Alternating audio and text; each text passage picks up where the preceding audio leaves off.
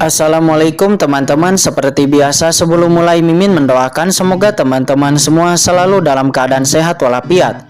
Oke, kali ini kita akan melanjutkan Martial Master versi novel bagian 736. Bagi yang baru bergabung, selamat bergabung. Dan bagi yang belum subscribe dulu lah agar Mimin tambah semangat lagi nih bikin videonya. Oke, kalau sudah kita langsung masuk ke isi ceritanya.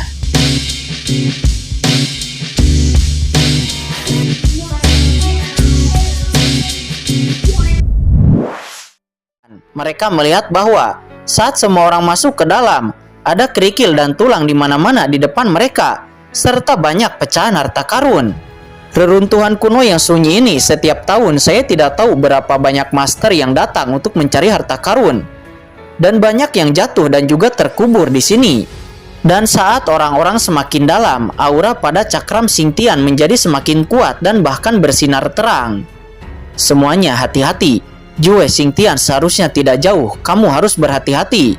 Semua orang tampak gugup dan kekuatan Jue Xingtian memang sangat menakutkan.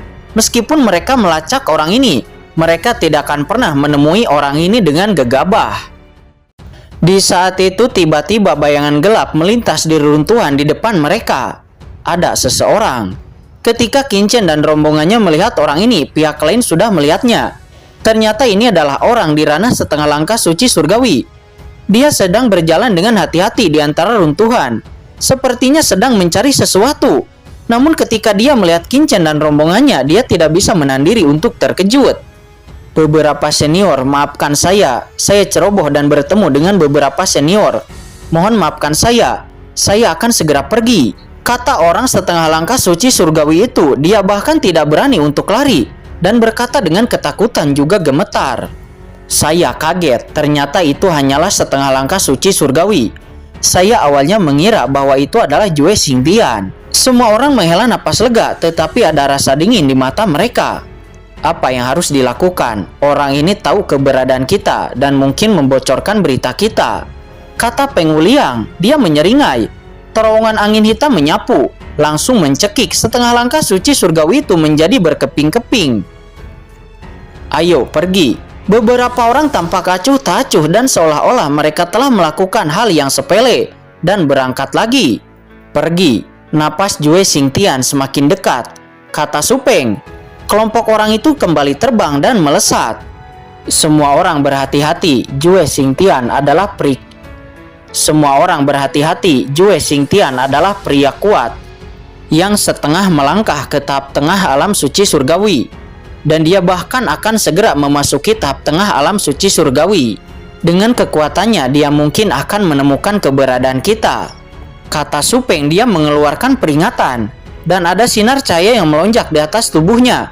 Dan secara bertahap menjadi transparan, seolah-olah disembunyikan. Dan di saat yang sama orang-orang lainnya juga menyembunyikan keberadaan mereka. Melihat itu, Qin Chen juga secara alami tidak akan jatuh. Dia menyatukan auranya dan mengikuti dari belakang. Beberapa saat kemudian mereka semua telah sampai di sebuah kota kuno yang tandus. Ini benar-benar kota kuno yang tandus. Tetapi bukankah kota kuno yang tandus ini telah lama dihancurkan? Kenapa sekarang itu sepertinya dihidupkan kembali?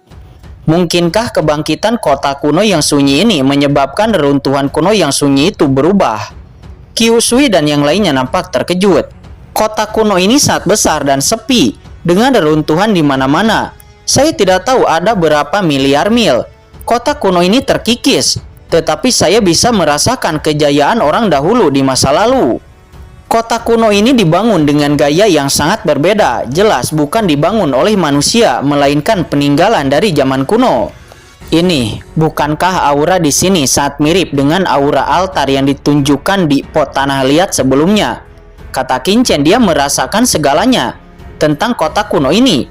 Dan dia merasa akrab dengan suasana altar yang dia rasakan dari pot tanah liat sebelumnya. Jadi, apakah altar yang terlihat di pot tanah liat ada di kota ini? Kata Qin Chen. Di saat yang sama Qin Chen sedikit berdenyut. Denyut ini sangat mirip dengan denyut saat dia mencari Chen Sisi di alam rahasia iblis abisal. Itu semacam resonansi napas. Chen Sisi pasti ada di sini, kata Qin Chen. Namun dia hanya bisa merasakan denyutan ini, tetapi dia tidak dapat melihat dari mana asal denyut ini. Karena Jue Xingtian itu melacak Chen Sisi sampai ke sini, maka Chen Sisi pasti ada di kota kuno ini. Selama aku menemukan Jue Xingtian itu, mungkin aku dapat menemukan Chen Sisi, kata Qin Chen. Selanjutnya 8 orang itu terbang ke kota kuno satu demi satu. Di saat melesat, Qin Chen dengan hati-hati menggunakan toples tanah liat untuk merasakan napas kota kuno ini. Tiba-tiba tubuhnya bergetar dan samar-samar dia merasakan ada pesona feminim di kedalaman kota kuno ini.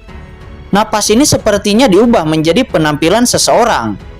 Seseorang ini tetapi wajahnya tidak jelas. Dia adalah seorang wanita dengan pakaian berkibar, lembut dan menawan. Wanita macam apa ini? Kata Qin Chen, dia terkejut. Bagaimana dia bisa melihat bayangan wanita seperti itu di kota kuno ini? Dan wanita ini jelas bukan Chen Sisi. Aura mempesona semacam itu hampir membuatnya tenggelam ke matanya, tidak bisa melepaskan diri. Kota kuno ini aneh. Semua orang bolak-balik di kota kuno yang sunyi dan memasuki kota. Seolah-olah mereka memasuki labirin dengan dinding yang rusak di mana-mana, tumpukan puing, aula yang rusak, dan bahkan beberapa berhala kuno yang tidak lengkap. Aneh, mengapa napas Jue Xingtian tiba-tiba menjadi lemah, sepertinya dia akan meninggalkan kota kuno ini. Kata Pri Raugu, dia tiba-tiba berhenti. Ayo, kita cepat kejar. Kecepatan semua orang akhirnya dipercepat lagi. Tepat di depan, kecepatan Jue Xingtian tiba-tiba berhenti. Ketika semua orang turun dan tiba di aula kuno dengan radius ribuan mil, tiba-tiba Jue Xingtian meledak, sepertinya mencapai batas yang bisa ditanggungnya. Saat ini semua orang melihat bahwa di kedalaman aula utama berdiri seorang pria beralis panjang mengenakan pakaian putih. Pria ini tampan dan berusia antara muda dan parubaya, sangat anggun dan lembut. Jue Xingtian, kata Su Peng, dia berkata dengan kaget, matanya serius. Kalian semua dari Liga Sengu. Kalian telah mengikutiku begitu lama, sudah banyak kerja keras. Ayo, mengapa kalian tidak beristirahat dengan baik di sini? Kata Jue Xingtian. Dia menghadap Qin Chen dan yang lainnya. Nampaknya dia telah menunggu semua orang. Perasaan bahwa sesuatu yang buruk akan terjadi tiba-tiba muncul di hati Qin Chen. 7 wakil pemimpin Liga Sengu juga berhenti. Ekspresi mereka tidak pasti, dan mereka sepertinya merasa suasananya tidak benar. Jue Xingtian, mengapa kamu ada di sini? Mengapa kami harus melacak Anda? Kami tidak mengerti. Liga Sengu kami ada di sini untuk menyelidiki perubahan abnormal di kota kuno ini. Tidak ada yang perlu dikatakan antara Anda dan saya. Karena Anda ada di sini, kami tidak akan repot-repot. Kata Su Peng, matanya memadat dan dia merasa sedikit mundur. Hahaha. Su Peng, apakah menurutmu aku anak berusia 3 tahun? Kata Jue Xingtian, dia berbalik. Matanya menyapu 8 orang Qin Chen satu persatu. Dan mata itu seperti pedang tajam seolah-olah menembus tubuh semua orang. Liga Sengu, kalian benar-benar memiliki metode yang baik. 7 ahli suci surgawi dikirim sekaligus. Metodenya cukup kejam. Tetapi angin macam apa yang mempengaruhi kalian? Sehingga setengah langkah suci surgawi dikirim di antara kalian. Bahkan semut seperti itu dikirim. Seberapa besar kebencian kalian terhadapku? Kata Jue Xingtian, dia berkata dengan acuh tak acuh. Tatapannya jatuh kepada Qin Chen, menembusnya ke atas dan ke bawah, membuat tingkat kultivasi Qin Chen sangat jelas. Dia berpikir bahwa aliansi kuno benar-benar mengirim setengah langkah suci surgawi untuk mengejarnya. Dia benar-benar ingin tertawa terbahak-bahak. Karakter semacam ini dapat membunuh selusin dengan 1 jari, yang sungguh lucu. Jue Xingtian, kamu benar-benar salah paham. Kami tidak datang ke sini untuk menemukanmu, tetapi kami hanya lewat dan secara tidak sengaja bertemu denganmu. Tetapi anak ini memang datang kepada Anda secara khusus.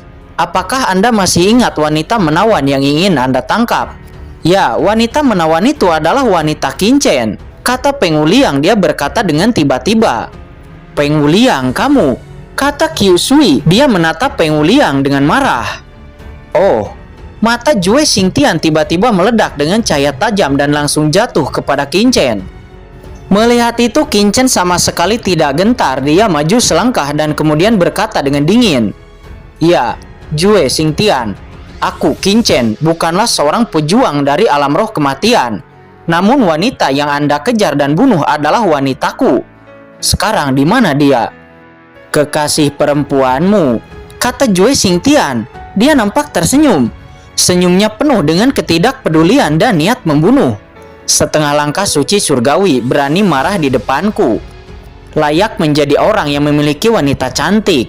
Tetapi nak, kamu memiliki sedikit keberanian daripada orang-orang dari Liga Sengu." "Jue Xingtian, kamu terlalu berlebihan. Apakah kamu benar-benar berpikir bahwa Liga Senguku takut kepadamu?"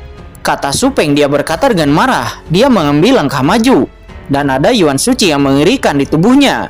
Boom! Di belakang Su Peng, orang lain juga melonjak dengan niat membunuh yang mengerikan.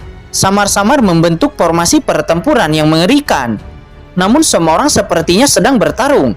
Akan tetapi nyatanya Yuan Suci di dalam tubuh sedang beredar. Selama ada yang tidak beres, mereka akan segera kabur. Mengendalikan intuisi mereka, mereka semua merasa bahwa situasi hari ini sepertinya ada yang tidak beres. Jue Xingtian ini benar-benar tahu bahwa mereka akan datang, dan sepertinya telah memasang jebakan. "Qingchen, situasinya tidak baik. Jue Xingtian ini sepertinya sudah bersiap sejak lama. Selanjutnya, aku mungkin tidak akan dapat menjagamu," kata Qiu Sui. Dia diam-diam mentransmisikan suara kepada Qingchen dengan nada yang tegang. "Hahaha, hanya mengandalkan beberapa dari kalian. Hari ini, kalian bertujuh ada di sini. Dan kalian semua akan menjadi makanan kursi ini untuk menerobos tahap tengah alam suci surgawi," kata Jue Xingtian. Setelah mengatakan itu, dia langsung melakukan tembakan. "Hati-hati semuanya, ini adalah hukum langit Jue Xingtian. Cepat siapkan formasi," kata Su Peng. Dia meraung dengan panik, bersenandung. Napas yang mengerikan keluar dari tubuhnya. Itu merupakan rune. Di saat yang sama, Qiu Sui dan yang lainnya juga mengeluarkan rune masing-masing. Semuanya menunjukkan rune yang aneh, kemudian menggabungkannya. Dan itu akhirnya berubah menjadi formasi dan langsung melindungi mereka semua. Ini sebenarnya adalah formasi pembunuhan yang telah dipersiapkan secara khusus untuk menghadapi Jue Xingtian. Saat ini Qingchen tidak terburu-buru, tetapi dia mundur secara diam-diam memperhatikan perubahannya. "Bunuh!" Su Peng dan yang lainnya langsung meraung, dan di bawah restu formasi mereka langsung melancarkan serangan sengit ke arah Jue Xingtian. Namun pada saat ini Qingchen melihat senyum tipis muncul di sudut mulut Jue Xingtian.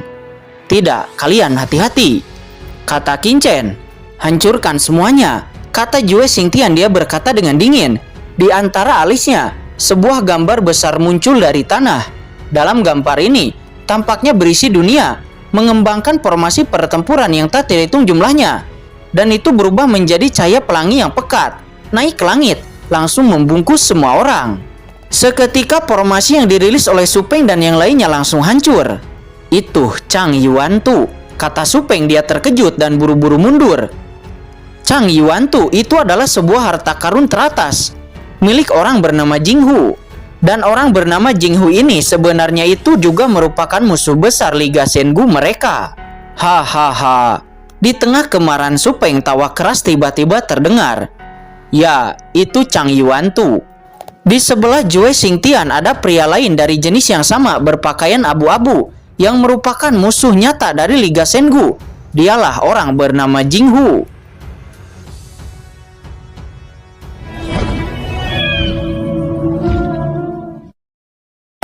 Oke guys, sudah dulu ya. Jangan lupa subrek biar lanjut terus ceritanya.